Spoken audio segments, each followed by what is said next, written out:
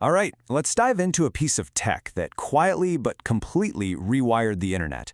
We're going to trace the incredible journey of how it transformed everything, from the way we shared music to the very idea of money itself. And it all starts with one simple question. Just think about that for a second. Imagine an internet with no central hubs, no giant servers controlling everything, just this huge web of direct connections between everyone. What would that even look like? Well, believe it or not, for the last couple of decades, that idea has been brought to life by a really powerful technology we're about to break down. So on the left, that's the internet you probably use every day, where everything connects to a central server. But on the right, that's the radical idea of peer-to-peer, or P2P. See how everyone connects directly to everyone else? This simple little change in design, it sparked an absolute revolution. And you know where this revolution really kicked off? With music. The first major player to bring P2P to the masses was a little app you might have heard of called Napster. So this slide shows Napster's really clever, but, well, ultimately flawed design. The music files themselves, they were shared directly between users. That's the P2P part. But look closely. See how all those connections still point back to that one central server? To find anything, you had to connect to Napster, which basically acted like a giant card catalog for this huge, decentralized library.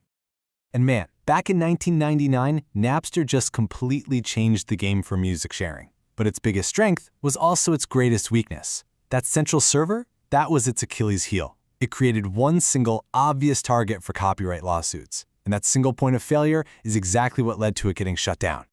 But the story doesn't stop there. In fact, Napster's downfall paved the way for a much smarter, more resilient system, one that learned from Napster's mistakes by getting rid of that single point of failure. And here you can see the massive leap forward. I mean, it's night and day. On the left, you've got Napster's vulnerable central hub, and on the right, you've got BitTorrent's truly decentralized network. With no center to attack and no single server to shut down, the game had totally changed. And the secret sauce that made it all work was this amazing new technique called swarming. See, instead of downloading a whole big file from one person, you download tiny little pieces of it from dozens, sometimes even hundreds of people all at once. And at the same time, you'd be sharing the pieces you already had with everyone else. It made downloads incredibly fast and super efficient. Okay, now this diagram might look a little intimidating at first, but trust me, the system behind it is actually super elegant. It shows how just one person connects with this entire swarm of users to download a single file. So let's break down how it works. It all starts when you find this tiny little file, the one with the .torrent extension. That file points your computer to something called a tracker, which is basically just a matchmaker. And here's the huge difference from Napster. The tracker doesn't store any files. It doesn't index anything. It only introduces you to the swarm, all the other people sharing that same file. And from there, your computer just starts grabbing little pieces from everybody in the swarm directly. It's this beautiful cooperative ecosystem with no center. So this really powerful T2P architecture, right, the one designed to fix file sharing, well, it was about to take its biggest evolutionary leap yet, from just sharing information to actually creating trust itself. Just let that sink in for a second. The exact same principles that let people download a movie could be used to build a system where complete strangers could do business with each other with no need for a bank or any other middleman. And that is the core idea behind blockchain, which really hit the scene with Bitcoin back in 2008. In this kind of P2P network, every single person holds an identical copy of a public ledger.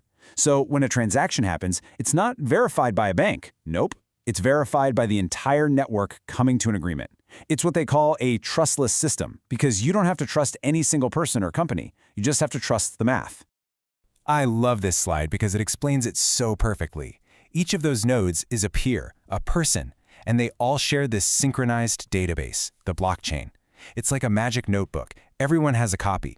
Everyone sees every single entry as it's made. And when something's written down, the entire network has to agree to make it permanent.